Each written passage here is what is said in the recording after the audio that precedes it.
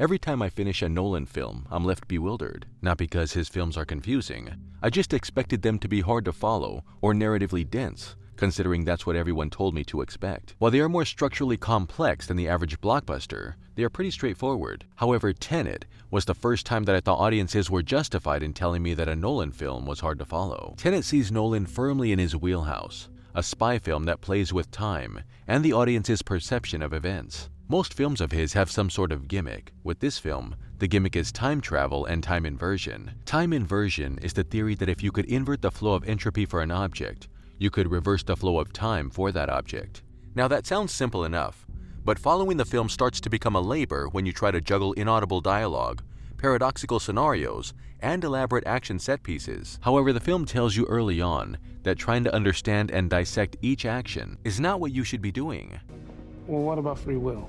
That bullet wouldn't have moved if you hadn't put your hand there. Either way we run the tape, you made it happen. Don't try to understand it. Feel it. So rather trying to come up with mathematical proofs for each scene, you should just go with it. With that piece of advice, we can focus solely on the narrative. Since the main character doesn't have a name, I'll just call him Junior.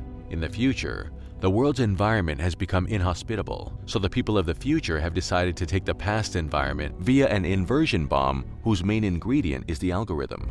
Of course, the scientists that wrote up the algorithm thought this would kill the people in the past and in turn themselves. So they decided to break up the algorithm into several pieces and hide them in the past to prevent it from being used. The people of the future recruited Sator and gave him the information and money he needed to get all the artifacts to use the algorithm. They weren't specifically planning on using him. It was just happenstance that he found the instructions. The organization Tenet's plan is to trick Sator into thinking he succeeded so he wouldn't kill himself prematurely, which would set off the bomb early, and to prevent him from feeding himself more future information. The film presents a predestination paradox, or casual loop paradox, which is a situation where a sequence of events is among the causes of another event, which is in turn among the causes of the first mentioned event.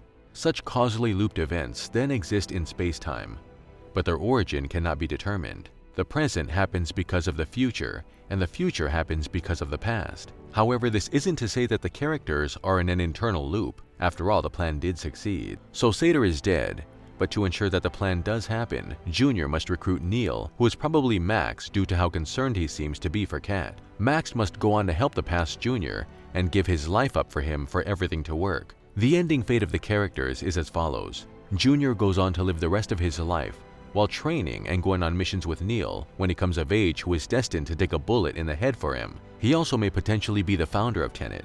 The Neil we see at the end is heading to his death. Kat is free to do as she wishes because she's no longer chained to Sator. The film dabbles in exploring fatalism, which is the notion that all events or actions are fated to happen, and we in fact have no free will and just carry out a predestined fate. Its ending, while seeing our protagonists accomplish their mission, sees a morbid fate for all involved. Junior knows that he's sending the man that will be one of his best friends off to his death. Neil gives his life for Junior. Kat is free, but she cannot raise her child. Like most Nolan films, the jumbling of time and events serves a purpose and adds to the narrative. For Dunkirk, it was to show the scale and crucial nature of everyone's role in the Dunkirk evacuation. For Inception, it was to communicate Cobb's suppressed trauma and longing for his family. For Tenet, it's to highlight the plight of the protagonist and the nature of fatalism. Do any of the characters truly have free will? Each choice of theirs seems to be informed by their past and future self's actions, which, due to the paradoxical nature of the plot, we cannot determine which occurred first. Fate itself seems to be pushing them towards a single outcome. They all, like us the audience, are just along for a predetermined ride. Do you agree with my explanation of Tenet's ending? Comment down below if you do or don't.